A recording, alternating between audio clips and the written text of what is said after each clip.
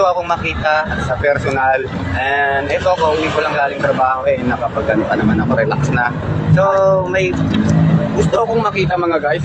And gusto makita ang kapugian ko. So, si Ebit Motovlog daw to. So, kanina pa tong alas 2 from 13 Martires. So, nandito na siya sa baluarte namin. So, ayan. So, shout out kay Ebit Moto. Sir, anong oras pa kayo rito, sir? Alas pa ako doon. Grabe. Para lang? Para makakulab kayo. Makakulab. So, gusto mag-idol. So, gusto nyo po talaga akong makulab. Oo, matagal na ito. Ano natin, matagal na. Ayan po, vlogger din talaga siya. No? So, Ebit Motovlog. To shout out po. And sa ating mga supporters. So, taga saan ka pa po? Taga Gentry po ako, Tehero.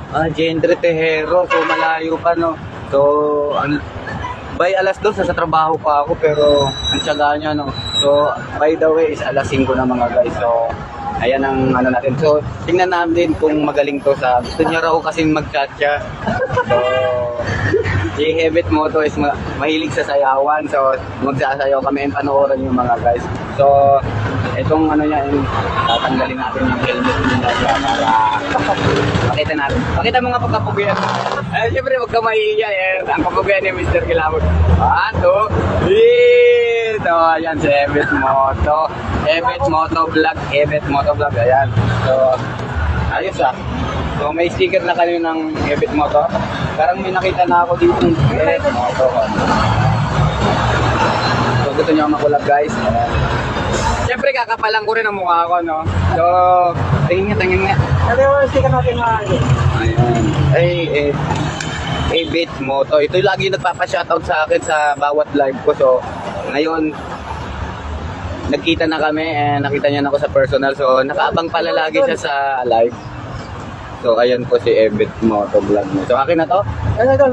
Pero sabi mo sa akin nung nag-live ka bibigyan mo rin ako regalo regalo, meron. Kapal ng mukha ko, no? So, may regalo talaga ako. Hindi natin mawala to kasi ayun, napakanga ko kasi narating niya yung 1 million followers ko sa Facebook. So, ginagaluhan natin siya bilang siyempre ano natin yung ano yan. Kasi natin yung effort lagi. Kaya so, papanoorin natin yung nakalagay, no? Congratulations for achieving 1 million followers. The real Mr. Kilabot from Ebit Moto. So, Ebit Moto, salamat. So, ikaw pa lang ang number 1 na nag-gift nito, So, kasi paano sa 1M followers? So, sabi nga nila, mayaman na raw po ako.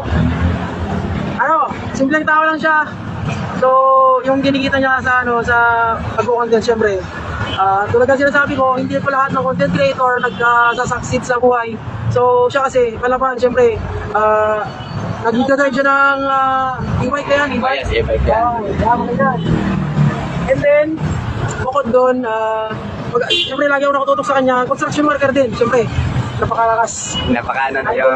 Kaya nga sipag siya. So, panoorin mo kami mga guys sa gagawin naming sayaw, no? Ni Ebit Moto. So, ayan. I-mention natin siya and tulungan natin ang followers niya. And game na raw. Ayan ang cameraman ko. Kaway mo na. Ayan na. So, go na raw. So, yung mga solid supporter natin na i-bike ko. Siyempre, nagpapasalamat ako. So, akin na to. So, thank you and maraming salamat. Ito, tungo na to bubuksan sa bahay. Nakakaya rito. Ilan na ang mga ni Mr. Kilabot sa Lantaran. So, magkano na tayo yung chat-chat. And dinala ko na yung aking mga mahiwagang sa sandata na kung saan tayo kilala. And thank you po sa lahat. And shoutout sa mga taga-Gentry. Shoutout sa Gentry, sa Tehero. Shoutout sa inyo, sa mga katrabaho dyan sa STI. Yan, STI. Salamat. So, simulan na natin. Yes, idol. Thank you. And maraming salamat and thank you. And nakistambay na kami and go to content na tayo. And thanks to the ones who naging salamat ulit. Thank